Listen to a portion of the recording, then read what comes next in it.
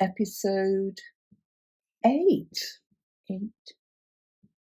of the Cabinet of Curiosities. Welcome, everyone. Absolutely delighted you're here to see us again. It's us again. It's us. Us again. Sheila's very kindly putting up with me going through this ancient piece of furniture, which I love, which has got quite a lot of the archive. Surprise every time. In. So for those of you that are new and joining us for the first time, we've been exploring samples and garments and all sorts of wools and all sorts of interesting things from going back 42 years from when I first started on Skye in 1983. I think we should say that although some of the drawers contain things that have been there for a wee while, other things it is not quite a work in progress, but we do go in and out a bit, don't we? And well, we do, because we have designers come and they want to look at samples, they want to try things, think about them, so they get moved about quite a lot, don't they, really? Although one or two things are a surprise. One or two things I've actually never seen before, but hey. And I've forgotten. All to the good. I've forgotten by now, so it's good to see them again. Shall I choose one? Go on then. Yeah. This is the big moment.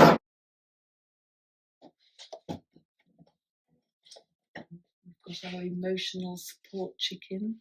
Roosting. Thank you, Annette. Love him. And I've been here. I've not been over here very much. Oh, I do like the look of that. Let me just.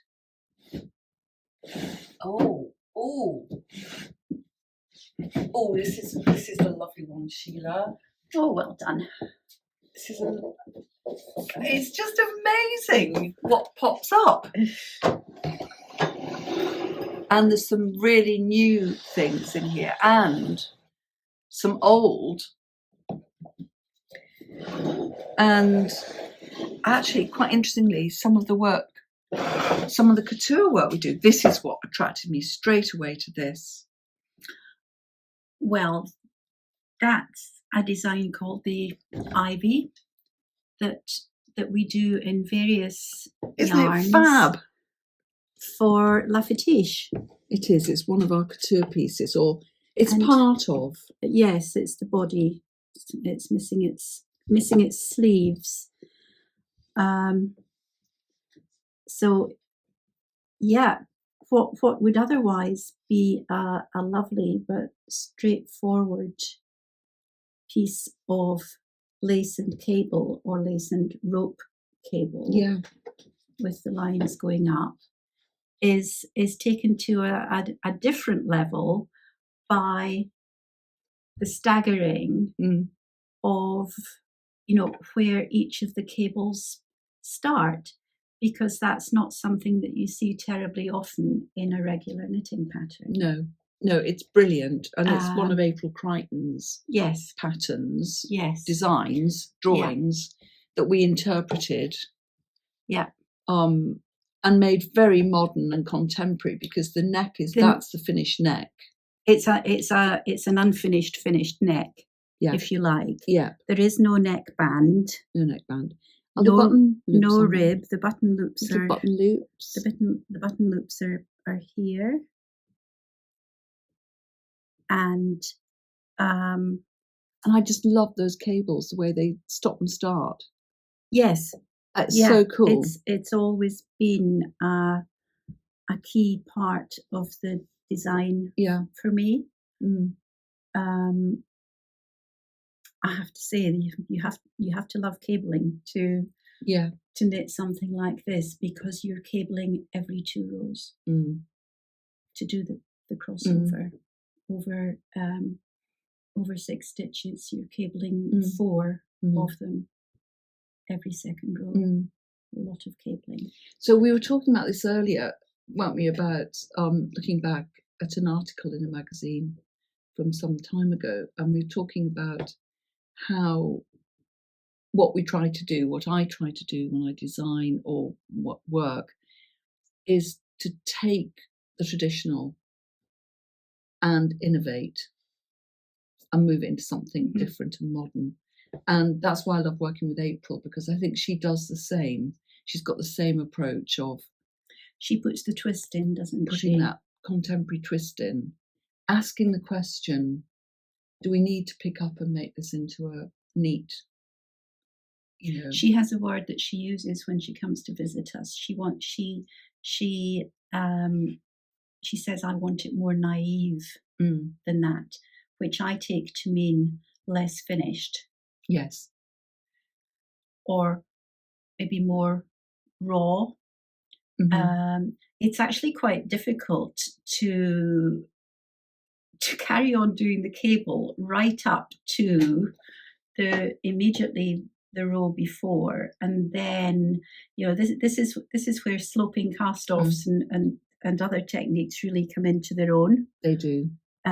Because you wouldn't want a traditional stepping stone zigzaggy cast off No. here. You have to create this slope without the buffer of picking up stitches and knitting a wee bit of rib. So it's naive but incredibly well finished. So that's an element of couture knit, isn't it? It's that you can make it look a little raw, but that's been engineered really nicely. And I think that's the difference sometimes that people don't see. Yeah, because it does take some skill to get it looking and like colour. So this pink, this was dyed specially for. It's a stitch up in London. Yeah. So I've worked with lots of indie dyers. Fashion designers want a specific colour, and as you know, a pink or a blue can just not be right, and we have to start again from scratch and repurpose and find the right dyer to make the right yarn, the right colour. And that's lovely, being able to work with other artisans and makers when we're doing couture work, which a lot of people, it's that artisanal skills which come to the fore, which make it very special. This was a really great design, wasn't it? Yes, and we've done it. It's had a few reincarnations. It has. In Chunky, I have there's a vest, isn't there, in Chunky? I have a thick file on the ivy back in my work corner at home. Nice to see it again, though. It is. It's lovely. It really is lovely. Very fine. Really lovely. Sheila, where should we go next? Well,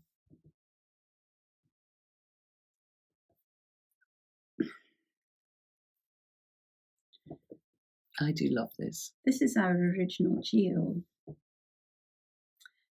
in the Shetland. Organic. Very special Shetland organic yarn. Yeah. That we were asked to do, and we took it up there for one of our visits to Shetland during Shetland Wool Week. Yeah. It was for the fashion show. And it was my reinterpretation of the Oxo pattern and Shetland fair isle knitting. Because as you'll see, there's the 1-in-1 corrugated rib and normal 1-in-1 rib. But the Oxos are made in cables. They're not made in colour. And the colour is in bands, stripes. It's a stripe. It's a stripe.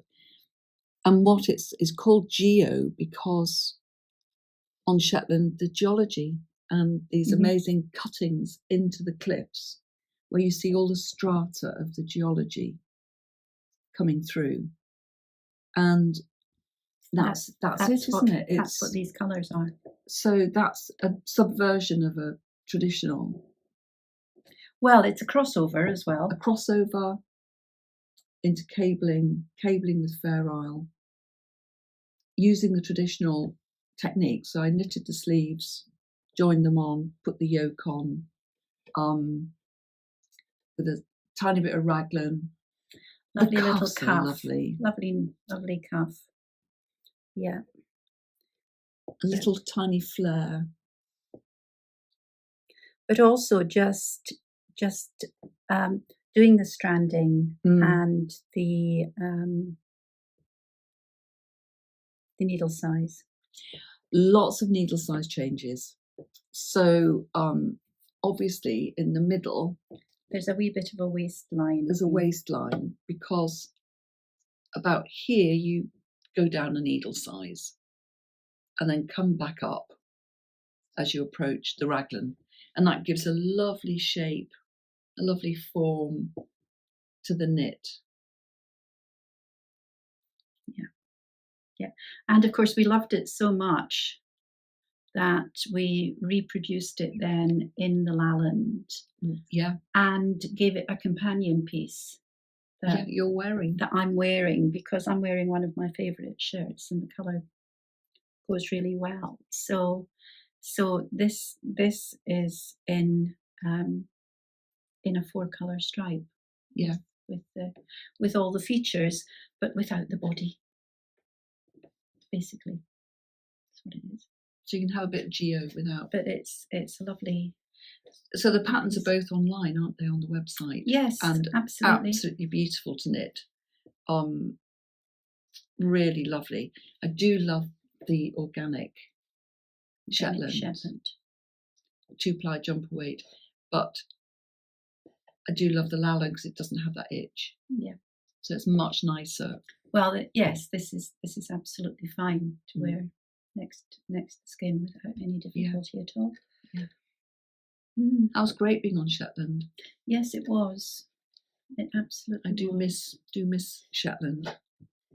Oh, Sheila, some really nice. Oh, now I can't remember exactly when I did these. It must have been at the beginning of the Carrington journey. Maybe not so much the beginning. We were looking at different colour variations because it became such a bestseller for us, and I thought it would be nice for people to see what it looked like in different colours. And I mean, I love the Carrington. I do wear it a lot. It's Oh, I'm wearing one. Oh, fancy that. I do love them. Yeah, they're just so easy to wear. And it's nice and meadow sweet. Yeah. And the haar is beautiful. Yeah, always. Always. So yes, I knitted the samples, and when you're knitting a sample, generally it's always good to make it bigger than you think you need to, because I could have done half, but actually it's better to give you a full idea of the effect of the stitches and the effect of the colour. Same goes for tension. It's always better to do more rather than less when we're going to do something on tension, aren't we? When you're measuring your tension. Well, that's just a little forewarning then. Yeah. We did a class on tension, didn't we? This in the spring. Yes. And everybody was absolutely blown away by what they discovered. Well, it was revelatory. Yes. I think it always is. And it's at the heart of the design process. The understanding tension and how it works. Yes. We always ask when people visit the studio for workshops and things, we always ask, not in an accusing or unfriendly way, but we do always ask how many people do tension swatches, squares, whatever, and we always have quite a mixed response to that, don't we? We do. I mean, there are those who do it religiously and conscientiously always, and then there are those who say no, never. But I think what people don't necessarily understand is that when we produce a pattern, one of your designs, it's done, and the tension is done based on our personal tension, which we feel is best for the yarn. It's not based on something that another yarn company, one of the big companies, for example, it's not based on that. No, it's very much an in-house. It is part of the design, isn't it? Totally, absolutely. So, yeah. All will be revealed in our tension class.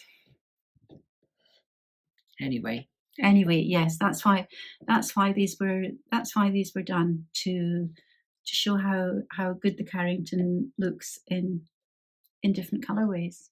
Yeah, I've just spotted something that I don't often show people. It's my little drawing book, one of them, and I draw lots of. Does it have a date? I started this in 82, 83. This particular one? Yeah. Right. And then added in all sorts of, oh my gosh, designs that have come and gone. Love that one. That's still to be done. Okay. This is look forward to that. That is from a painting that I saw in one of the galleries in Edinburgh, and it was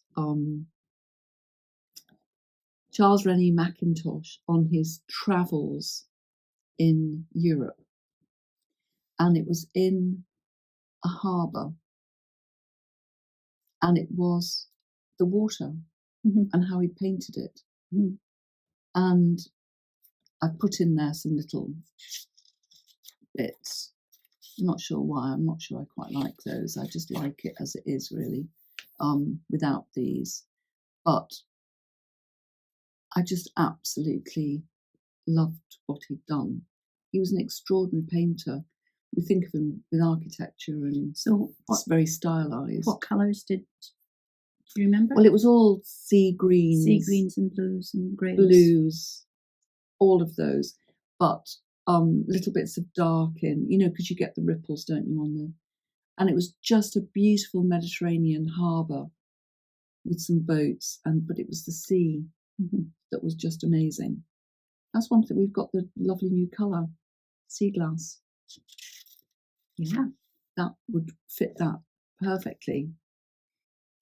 That was from a piece of pottery, and that became the grey china jacket. I don't think I've made quite a few, and there is a paper pattern, and it's a brilliant big jacket, and it was from a piece of pottery that you find on the beach on Skye, the spongeware from the 19th century, and that piece I found on the rocks below the castle at Slate, the MacDonald Castle, and there must have chucked loads of pottery over at one point, and this symbol was on there, and I just loved it, and it became a jacket.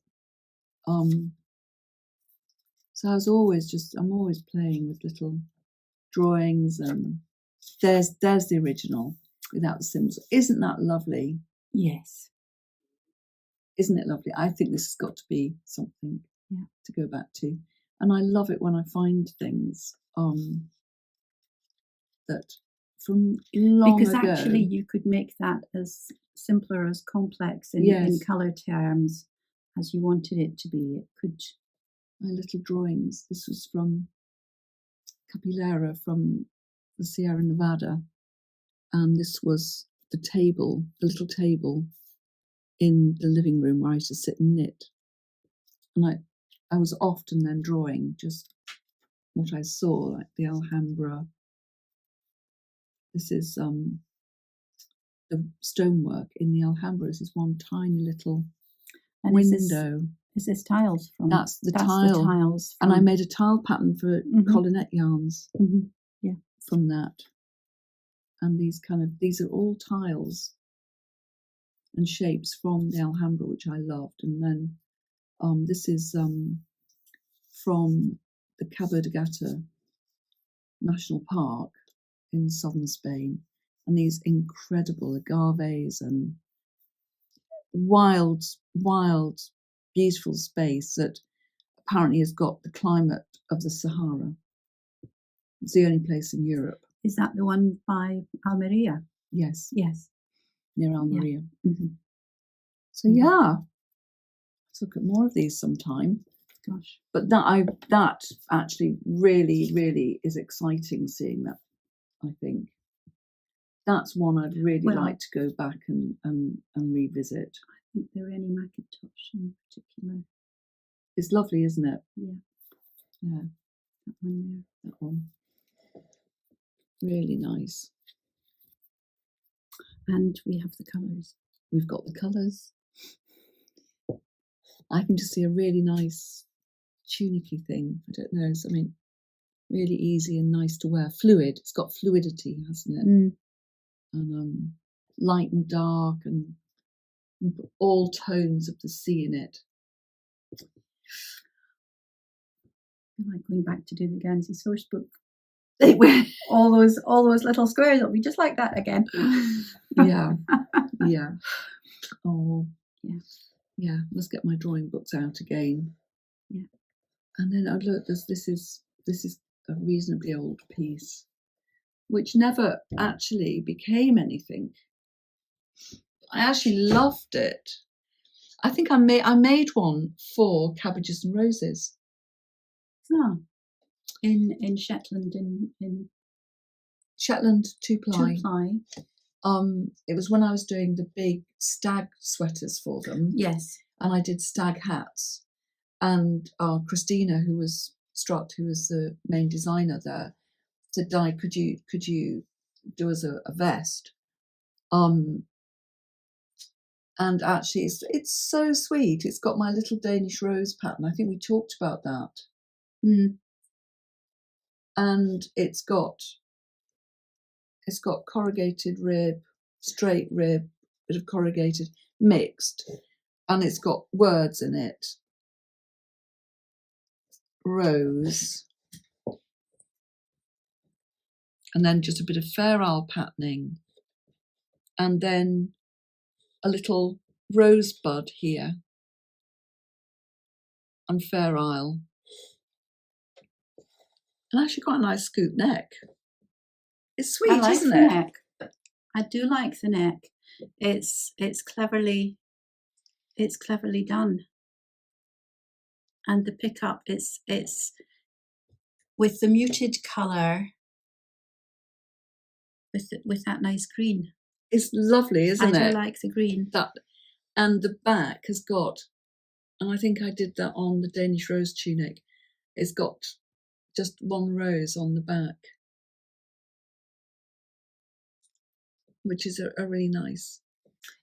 Yes. Well, it's a lovely feature, isn't it? Do you know, I think I got ready I just knew I had a time deadline, so I did a plain back. Oh, well, people have told us that they do plain backs. They confess it as if they think we're going to be very upset. But hey, do the pattern on the front. If that's all you've got time to do, then do it where it's most seen. It's really sweet, isn't it? It's yeah, kind of English garden feel. Yeah, it is. It is. Nice neck. We should do that neck. Bit of a blast from the. We should do that neck. I think that's so nice. Very sweet. Yeah. 2 rows of the green and 3 of the Yeah, pink, and then the 2 colour cast off. yeah. Nice. Nice 2 colour cast offs, lovely. Yeah. Really nice. Yeah, you need to be a stitch ahead of yourself on Yes. the 2 colour cast off. You do need to plan it. Yes. I always think it looks brilliant. Mm-hmm. No, it does. Absolutely. People should give that a go. They should. Well, that was a really nice delve, wasn't it? It was Absolutely. Oh, Are we done? no. Oh, well, that must have been in. This is the most. This is Well, gosh, this is up to date, isn't it? It is. This This is up to date. This is the Love Hearts sampler, which is now a pattern, Yes. and that's how it all happened. I just love those colours.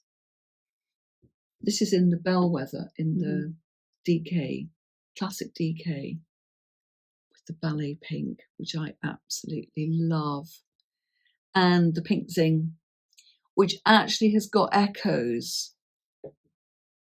You see, that's much more purple. It's Yes. blue. This is blue. Yeah. This is blue compared to You this can pink really see here. the difference. Yes, you can see the difference if you put the 2 together.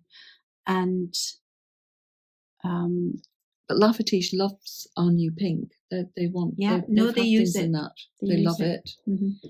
It is a different pink, isn't it? Mm-hmm. This is slightly more shocking, but I think I like mine better. Just as well. Yay! Well, yeah. Thank you very much for joining us again. Yeah, And we've been on a had history, quite a different very different. Journey this time, from things that we did a few years ago, and then more recent, from things that we've done for ourselves for the studio, but then also things that we've done on commission for other people, and of course for La Fetiche. So main elements of what we do, I suppose. Yeah.